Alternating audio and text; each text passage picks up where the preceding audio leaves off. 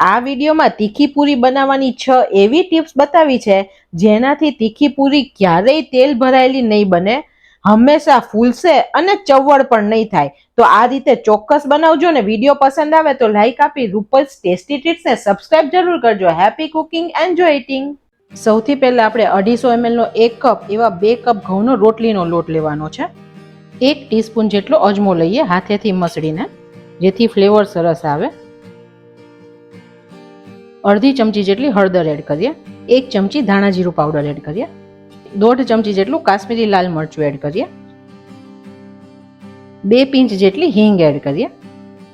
1 teaspoon જેટલું મીઠું add કરીએ. હવે આવે છે ટીપ નંબર 1. ઘણા બધા લોકોને એવું હોય છે કે બહુ વધારે પ્રમાણમાં મોણ નાખીએ ને તો કોઈ પણ વસ્તુ સરસ ને સોફ્ટ બને, પણ તેવું નથી. જરૂરત કરતાં વધારે મોણ હશે ને તો વસ્તુ સારી નહીં બને, ચવડ બની જાય છે ઘણી વખત.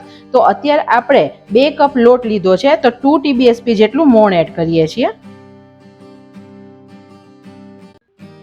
આટલું મોણ પરફેક્ટ છે. બધું સરસ મિક્સ કરીએ.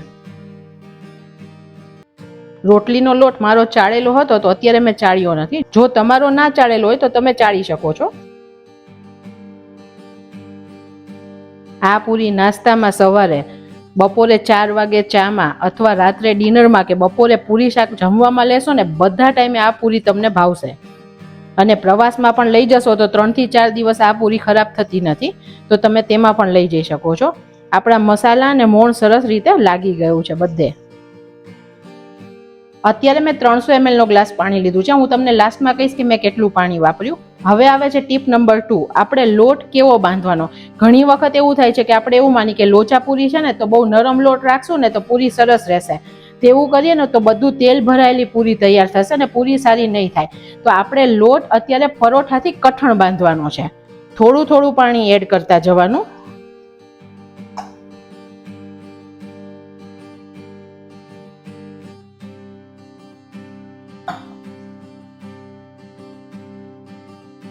ઘણા બધામાં ફ્લેવર દેવા કસૂરી મેથી પણ એડ કરે છે, તો તમને ભાવતી હોય તો તમે એ પણ એડ કરી શકો છો ને ચીલી ફ્લેક્સ પણ એડ કરી શકો છો. પણ આપણે રૂટીનમાં જે ઘરે પૂરી બનાવીએ તે આ રીતે બનાવીએ છીએ.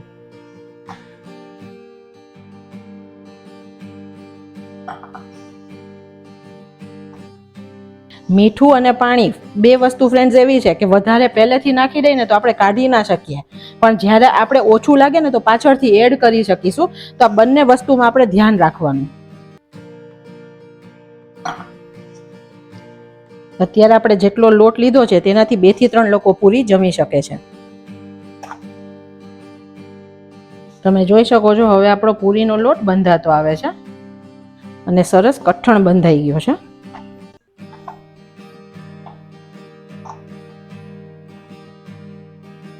તમે જો લાસ્ટમાં હું 1 ચમચી જેટલું જ પાણી લઈ અને લોટને સરખો મિક્સ કરું છું.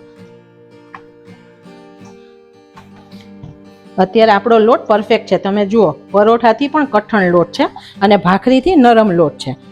હવે આવે છે ટીપ નંબર 3. આ લોટને બાંધીને આપણે તરત પૂરી નથી બનાવવાની, નહીં તો બહુ કડક બનશે ને ફૂલશે નહીં.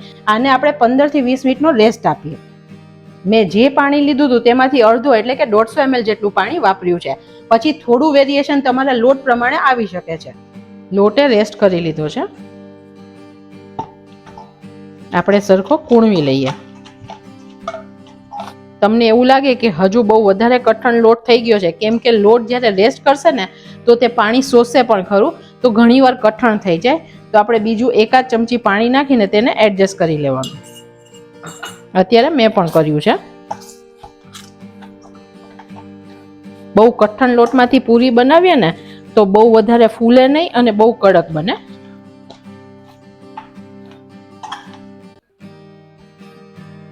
અડધી ચમચી તેલ લઈ અને લોટને કેળવી લઈએ.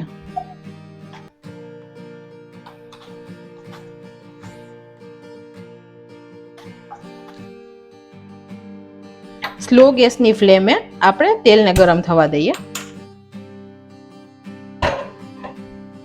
આપણે લોટમાંથી થોડો ભાગ લઈ તેનો આવી રીતે સિલિન્ડર શેપ કરી લઈ.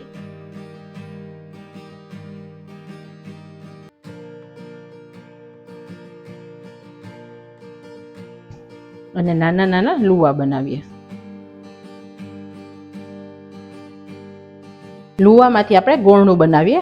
બંને હાથની હથેળી વચ્ચે આવી રીતે બોલ કરી દબાવવાનું, ફરીથી બોલ કરી અને દબાવવાનું. આવી રીતે આપણે બધા ગોળના તૈયાર કરીએ. પૂરીને આપણે વણી લઈએ. અત્યારે લોટ પરફેક્ટ છે તો તમે જુઓ, વેલણ અને પાટલી શેની સાથે લોટ ચોટતો નથી, એકદમ સરસ પૂરી વણાય છે. જો નરમ લોટ હશે ને તો તમારે અટામણની જરૂર પડશે ને અટામણવાળી પૂરી કરો ને તો તે સારી ના બને. આ પૂરી એકદમ પતલી નહીં અને એકદમ જાડી નહીં, તેવી મીડિયમ થીક બનાવવાની, જેથી એકદમ મસ્ત બને. હવે આવે છે ટીપ નંબર 4. આપણને એવું થાય કે પૂરી આટલી સરસ બધી રીતે લોટ ને બધું બંધાઈ ગયું છતાં પૂરી ફૂલી નહીં અને સરસ ના બની, તો તેનું કારણ છે કે પૂરીમાં મોઇસ્ચર નથી રહેતું, એટલે કે ભેજનું પ્રમાણ નથી રહેતું. તો પૂરી આવી રીતે જેટલી વણાતી જાય ને ફ્રેન્ડ્સ, તેને આવી રીતે ભીના કપડાથી ઢાંકતા જવાનું, જેથી તેની અંદરનું મોઇસ્ચર નહીં નીકળી જાય અને જ્યારે તમે તળશો ને ત્યારે પૂરી એકદમ મસ્ત બનશે. તમારે બધી પૂરી જો સાથે વણીને રાખવી હોય તો આવી રીતે કપડું ઢાંકીને રાખવાની. કપડું આપણે ભીનું કરી પૂરું નીચોવી લેવાનું અને પછી ઢાંકી દેવાનું. હવે આવે છે ટીપ નંબર 5. તેલ કેવું ગરમ હોવું જોઈએ. જો તેલ વધારે ગરમ નહીં હોય ને તો પૂરી નાખ્યા પછી તળાશે ને ત્યારે બધું તેલ એબ્ઝોર્બ કરી લેશે ને તેલ વાળી પૂરી બનશે. તો તેલ પરફેક્ટ ગરમ થવું જરૂરી છે. તેલ ધુમાડા કાઢતું અથવા તો તમે આવી રીતે લોટ નાખો ને તો તરત જ ઉપર આવે ને તેટલું ગરમ હોવું જોઈએ. હજુ 1 મિનિટ આપણે રહેવા દઈએ. પૂરું તેલ ગરમ નથી, કેમ કે પૂરી નાખીએ ત્યારે તેલનું ટેમ્પરેચર ડાઉન થઈ જાય છે, એટલા માટે આપણે તેલ સરખું ગરમ કરવાનું. પૂરીને આપણે તળી લઈએ.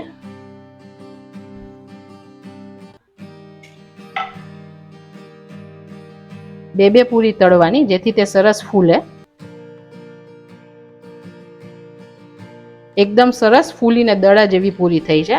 આપણે મોઇસ્ચર એટલા માટે સરખું રાખવાનું કે મોઇસ્ચર હોય ને તો પાણીની વરાળ બનશે પૂરી જ્યારે તળાશે ને ત્યારે, અને તેને લીધે આ ઉપર આવશે, જે ફૂલે છે તેને લીધે ફૂલે છે. એકદમ મસ્ત પૂરી આપણી તળાઈ ગઈ છે. બધું તેલ નિતારી લેવાનું. હવે આવે છે ટીપ નંબર 6. જ્યારે આપણે પૂરી તળીએ ને ત્યારે બધી એક સામટી ઉપર નહીં મૂકી દેવાની, નહીં તો તેલ છે ને નીચેની પૂરીમાં શોષાતું જશે. પહેલા થોડી વાર આપણે આવી રીતે છૂટી રાખવાની, પછી આપણે એક ટોપમાં અથવા તો એક બાઉલમાં ભરી શકીએ છીએ. અન્નપૂર્ણા માની કૃપાથી બેસ્ટ તીખી પૂરી બનીને રેડી છે, અને ગરમા ગરમ એન્જોય કરીએ.